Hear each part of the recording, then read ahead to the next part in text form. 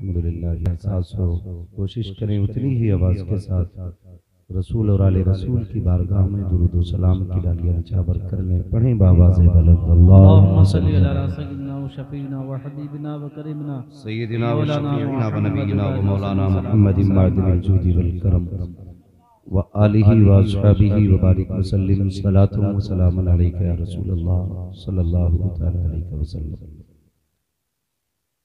अज़ीज़ाने मिल्लत इस्लामिया, अभी आपने मुझसे पहले ना तो मनक़बत और बेहतरीन गुफ्तगू समाअत की। थोड़ी देर के लिए मैं भी हाजिर खिदमत हूँ। अली जनाब हाजी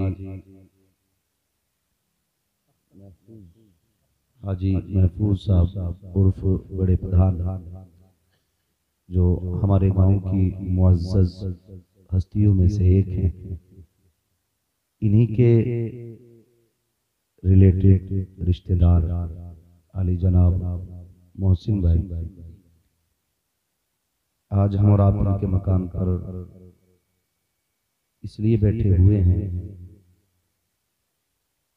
कि इनके पोते की विलादत की खुशी में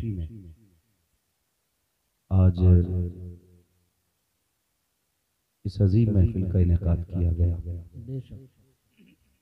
अल्लाह ताला इस बच्चे को उम्र खिज़र अता फरमाए और इस बच्चे के वालिदैन को मौला ताला सेहत व सलामती अता फरमाए। यकीनन औलाद अल्लाह की बहुत बड़ी नेमत होती है। उनसे पूछो जिनके पास औलाद नहीं है कि औलाद ना होने का दुख क्या होता है। हम अक्सर ऐसे लोगों को जानते हैं जिनके पास औलाद नहीं है और बाकी दुनिया की बेशुमार दौलत है। वो सिर्फ एक बच्चे के लिए अपनी सारी दौलत में आग लगाने तैयार रहते हैं। सारी दौलत देकर के चाहते हैं अल्लाह सिर्फ एक बेटा दे दे या बेटी दे दे। अगर अल्लाह औलाद दे उसका शुक्र अदा करना चाहिए। हमारे अरमान भाई, रिहान भाई, अल्लाह ने इनको बेटे से नवाजा और ये तो आप भी महसूस कर रहे होंगे कि अल्लाह ने इनको दुनियावी दौलत भी अता की है। अक्सर होता ये कि जब किसी को औलाद मिल जाती है तो कहीं पे डीजे, कहीं पे डांस, तमाशे, ये सारी चीजें हुआ करती हैं। बर्थडे के नाम पर, जन्मदिन के नाम पर यहूद और नसारा की मुकम्मल उनकी तर्ज अपनाई जाती है, उनके तरीके पे अमल किया जाता है।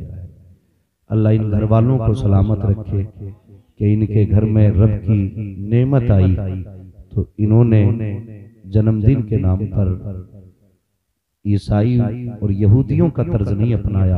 अगर तरीका अपनाया है तो हुजूर के गुलामों वाला तरीका अपनाया।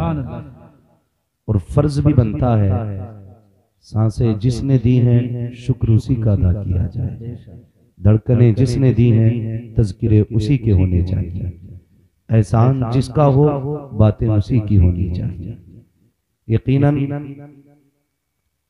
ये औलाद आज कोई भी सिर्फ बेटा बन के न सुने, एक बाप अपने आप को महसूस करे और मेरी गुफ्तगू सुने। अगर आप बेटा बन करके सिर्फ सुनेंगे तब आपको औलाद का हक पता नहीं चलेगा। बाप बन के सुनिए कि औलाद माँ बाप के लिए क्या होती है और फिर औलाद माँ बाप के साथ करती क्या है। ये दोनों चीजें महल गौर हैं। हजारों साल नरगिस अपनी बेनूरी पे रोती है, बड़ी मुश्किल से होता है चमन में दीदावर पैदा। अगर औलाद पैदा ना हो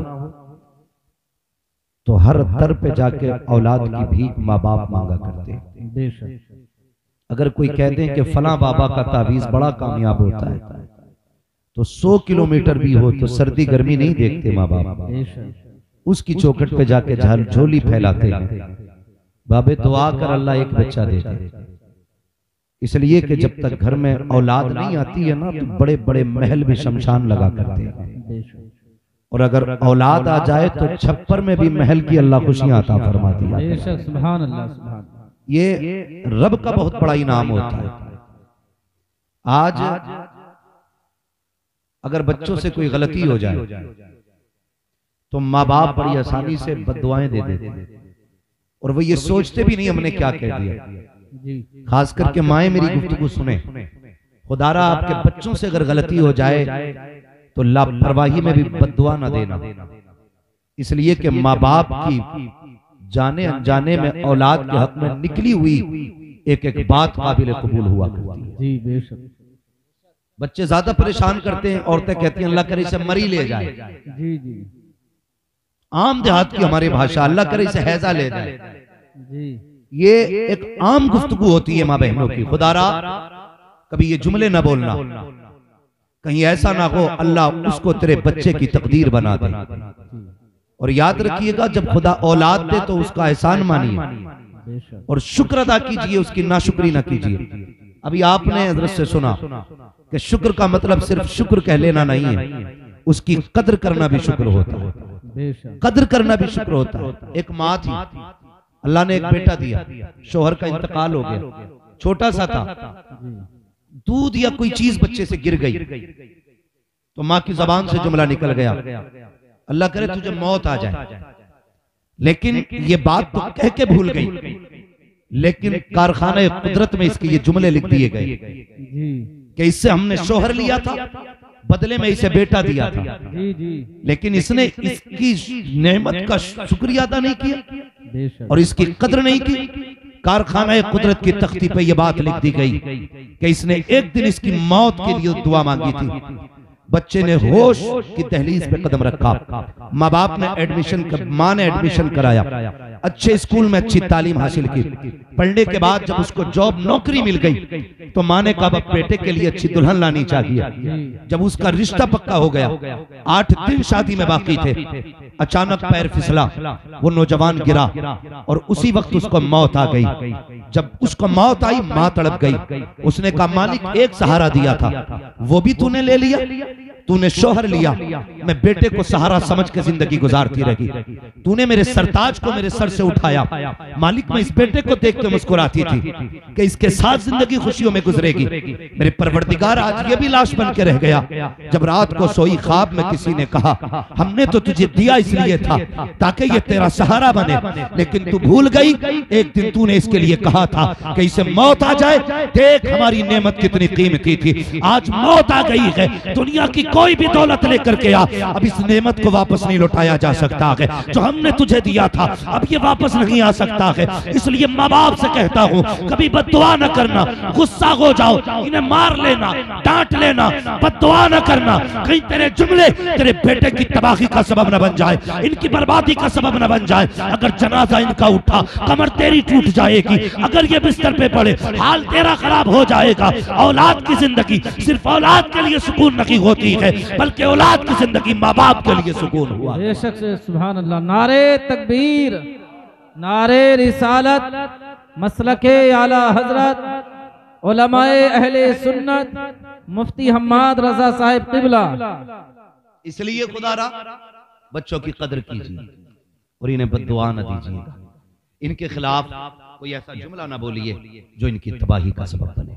बेशक फरमाया गया जानते हो औलाद के हक में माँ बाप की दुआ ऐसे होती है जैसे नबी की दुआ उसकी उम्मत के हक में कबूल होती है।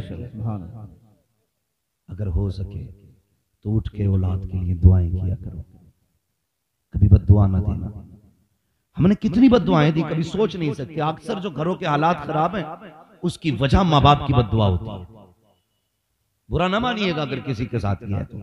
बस मेरी तकरीर तबे यार को बेचैन करती है, सबब क्या है वही कहता हूं जो दिल पर गुजरती है।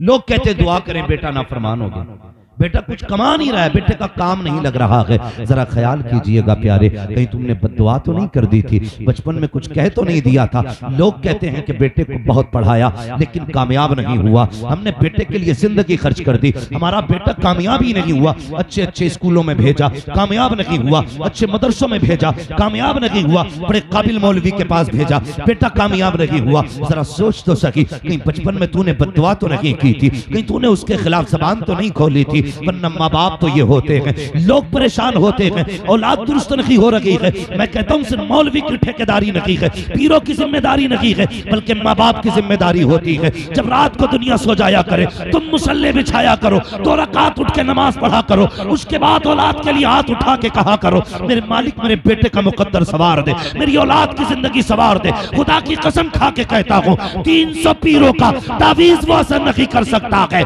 जो माँ बाप की दुआ उसकी औलाद के हक में असर कर सकता। सुभान अल्लाह, सुभान जब से हमने औलाद के हक में दुआ करना बंद कर दी, औलादें बिगड़ना शुरू हो गई जी, औलाद नाकाम होना शुरू हो गई। इसलिए और खुदारा एक बात कहूं, मेरे भाई प्रदेश रहते हैं, बाहर रहते हैं, मुझे ये बात याद आ गई, इसलिए ये बात मैं कह के जाता हूं। हमारे इलाके के अक्सर नौजवान बाहर रहते हैं और उनकी शिकायत क्या रहती है मालूम, कि हमारे माँ बाप कभी हम पे एतमाद नहीं करते, हमारे माँ बाप हम पर कभी एतमाद नहीं करते।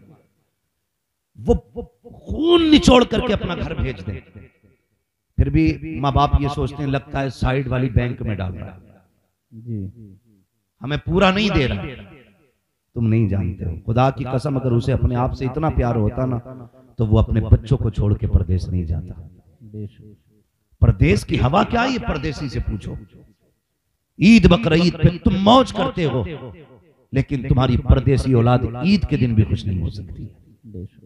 और फिर हम उस औलाद के साथ ये रवैया, मैं कितने ऐसे नौजवानों को जानता हूं जो सऊदी और दुबई में रहे, जितने लोग घर में थे कॉलर खड़े करके टहलते थे, गलफ लगे कपड़े, शान से चलते थे। कमाई किसकी थी?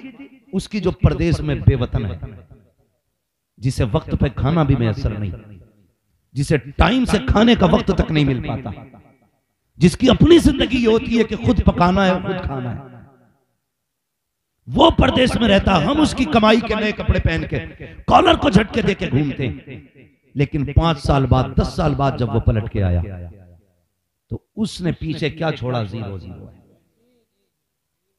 उसके दिन फिर वहीं से शुरू होते हैं जहां से 10 साल पहले शुरू हुए थे।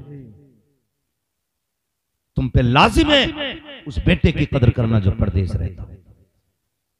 मुझे परदेश के लोग भी फोन करते हैं, नौजवान कहते हैं हजरत जी इस बार घर पे इतना इंतजाम नहीं था, ईद के कपड़े बन जाते, हम तनख्वाह देकर के बाप के दवा का कर्जा पूरा कर चुके थे, जब इस बार ईद के मौके पे हम पे इतना पैसा नहीं था, हमने अपने कफील से उधार लेके भेजा था ताकि हमारे घर वालों का वक्त पे ईद की खुशी हम वक्त से मिल सके। खुदारा इन परदेश वालों का ख्याल किया करो। बेटे कितनी जिम्मेदारियां निभाया करते हैं, लोग कितनी आसानी से ताने देते हैं, चल बे अलग हट तूने किया क्या है। खुदा की कसम मैं बहनों से गुजारिश करूंगा तुम्हारे दरवाजे पे भाई के कदम आ जाया करें तो इसको मोहब्बतों से बैठाया करो, इसको चेहरे बिगाड़ के न देखा करो। ये भाई होता है जो बाप के बाद बाप के जैसा प्यार दिया करता है, जिसने पूरी जिंदगी अपनी बहनों के लिए कुर्बान कर दी। हाँ हाँ ये रिश्ते होते हैं। खुदा की कसम आज आपके घर में बेटे ने जन्म दिया है, मेरी तो दुआ है अल्लाह आपकी नस्लों के नसीब अच्छे करे। लेकिन कभी ऐसा होता है बाप बिस्तर पे लेट जाता है तो बेटा उस वक्त तक कमाता रहता है जब तक बहनों की शादी होती है, और उसी उम्र के दरमियान उसी कमाई के दरमियान अपनी बेटियां जवान हो जाती हैं।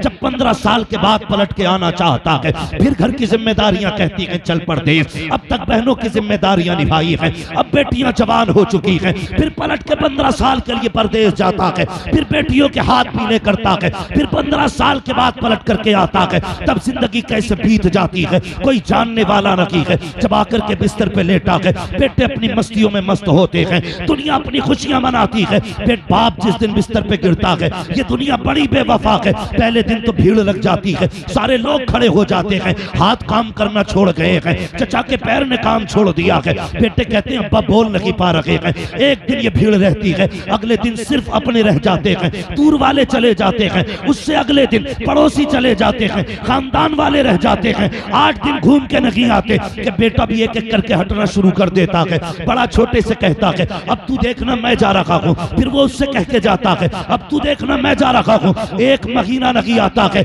ये बाप जिसने जिंदगी तुम्हारे लिए लुटा दी आज इसके बिस्तर के पास कोई नहीं है। आखिर में सिर्फ बीवी रह जाती है, वो भी कब तक बैठेगी, फिर वो भी 2 महीने के बाद अपने काम में लग जाती है। फिर बाप इतना मजबूर हो जाता है कि पानी के लिए भी इशारे करता है, तलाश करता है कोई आएगा तो पानी मांगेंगे, कोई मिलेगा तो खाना मांगेंगे। तुम्हें खुदा का वास्ता अपने बाप को अकेला ना छोड़ना। जिस तरह मेरे भाई को आज बेटे की पैदाइश की खुशी है, मैं कहना चाहूंगा उतनी खुशी आपकी विलादत पे आपके बाप को हुई होगी। जब अपने बेटों की खुशियां मनाया करो तो बाप की खुशियां भी याद किया करो कि तुम्हारी विलादत पर तुम्हारे बाप को इतनी खुशी होगी। अगर तुम बेटे को नहीं छोड़ सकते तो फिर बाप से दूर क्यों जा रहे हो? तुम भी पलट के बाप के पास आया करो। मैं कहना ये चाहता हूँ परदेश से कमा करके आओ, मुझे आपकी कमाई से लेना देना नहीं, आपकी इनकम से मतलब नहीं, लेकिन घर में पहला कदम रखो। पहले जा करके अपने बाप के कदमों में बैठा करो, पहले माँ के पास बैठा करो,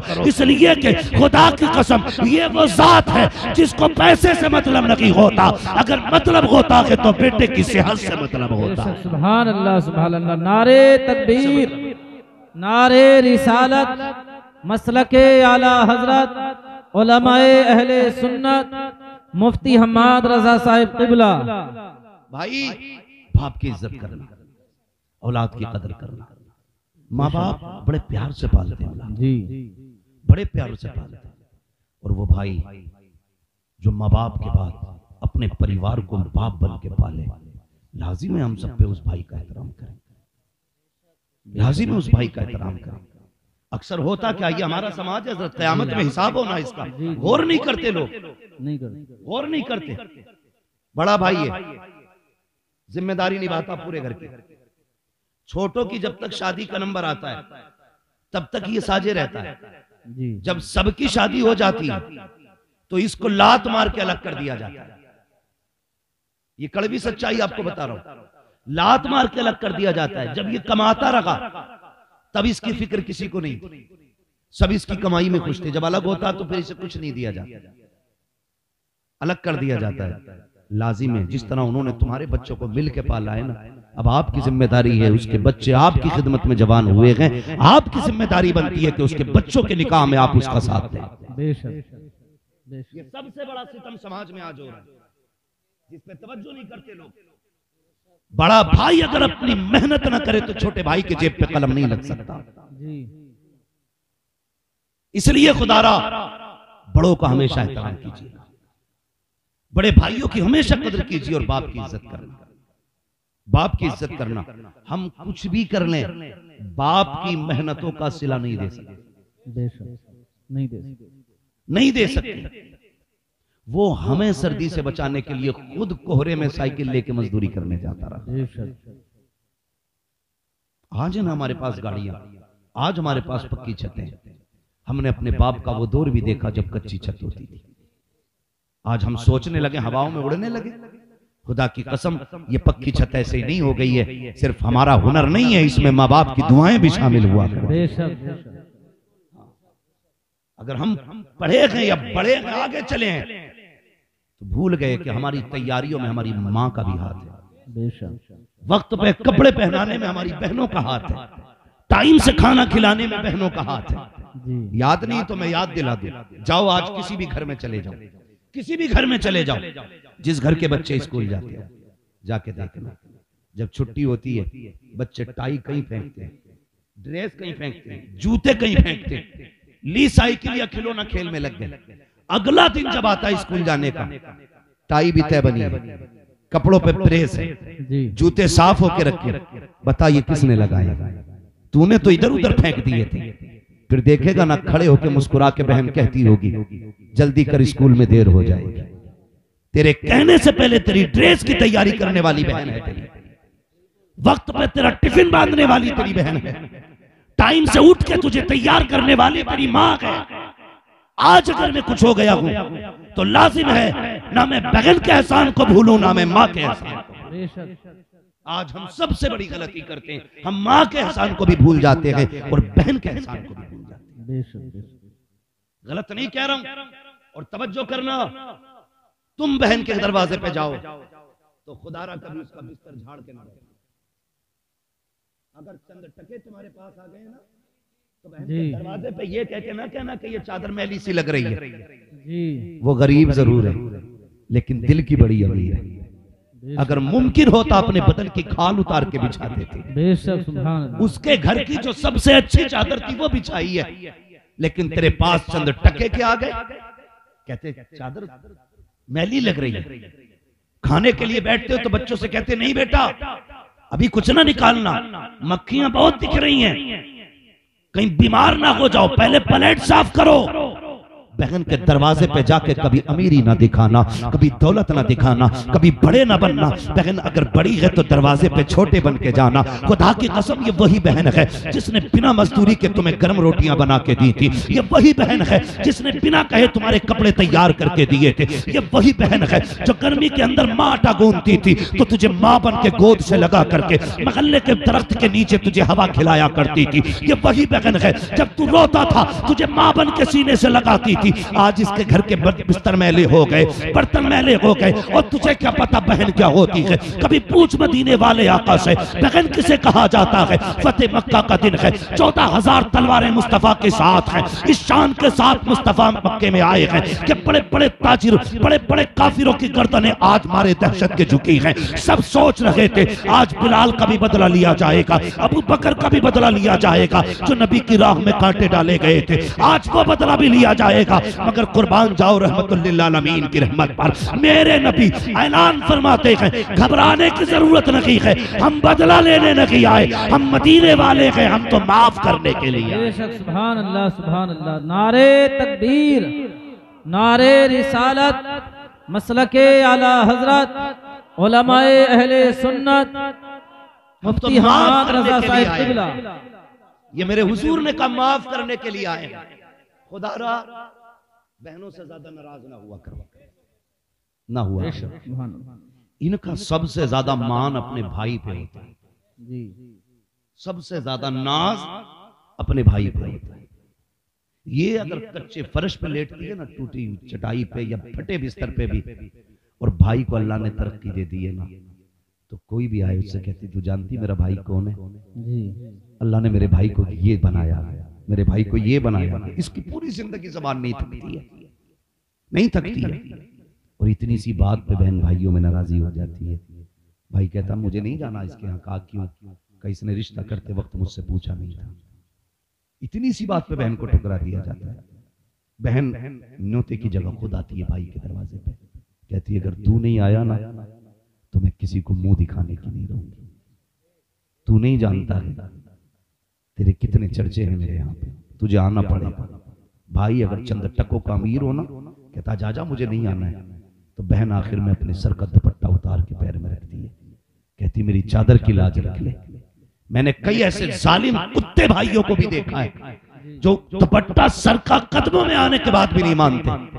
खुदारा रहम किया करो, शर्म किया करो, ये बहन है तुम्हारी, बहन है तुम्हारी, इसकी इज्जत किया करो। मेरे नबी को देखो फतह मक्का के दिन मदीने शरीफ में आए हैं। अल्लाह अकबर, कौन नहीं था, बड़े बड़े अमीर दरवाजे पे खड़े थे। महबूब आज का खाना मेरे घर हो जाए, अब खाना मेरे घर हो जाए। कोई छोटा सा विधायक या मंत्री आ जाए तो लोग कहते हैं मेरे घर खाना खाना है, मेरे घर खाना खाना है। मक्के में आज कौन आया है जिसकी मुट्ठी में कायनात के खजाने रखे गए हैं? वो मक्के में आज आया है जिसके कदमों में कायनात के खजानों को, जिसकी कदमों की धूल बनाया गया है। कौन नहीं चाहता था मेरे घर हुजूर आए? आज वो आया है मक्के में जिसके इशारे से चांद ने सीना चीरा था। आज वो आया है मक्के में जिसने उंगली उठाई तो सूरज पलट आया था। आज वो मक्के में आया है जो मिनटों में अर्श पे जाके आ गया था, सेकंडों में जिसने अर्श और जन्नत का सफर किया था। हर कोई चाहता था मेरे मेहमान बने, लेकिन मेरे नबी ने क्या कहा? नहीं, आज मैं किसी का मेहमान नहीं, आज मैं अपनी बहन का मेहमान बनूंगा, आज मैं उम्मे हानी का मेहमान बनूंगा। हजरत उम्मे हानी कहती है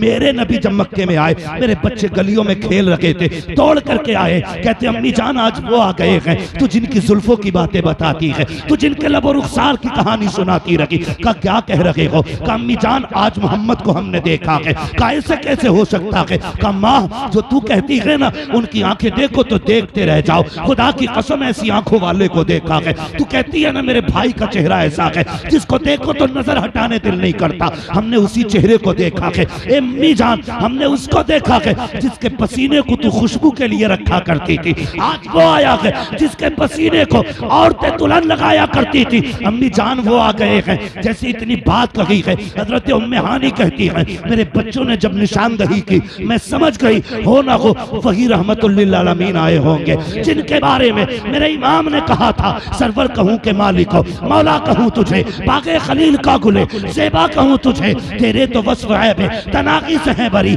हैरान मेरे शाह में क्या क्या कहूं। सुभान अल्लाह। नारे तकबीर, नारे रिसालत, मसलके आला हजरत, उलमाए अहले सुन्नत, मुफ्ती हम्माद रज़ा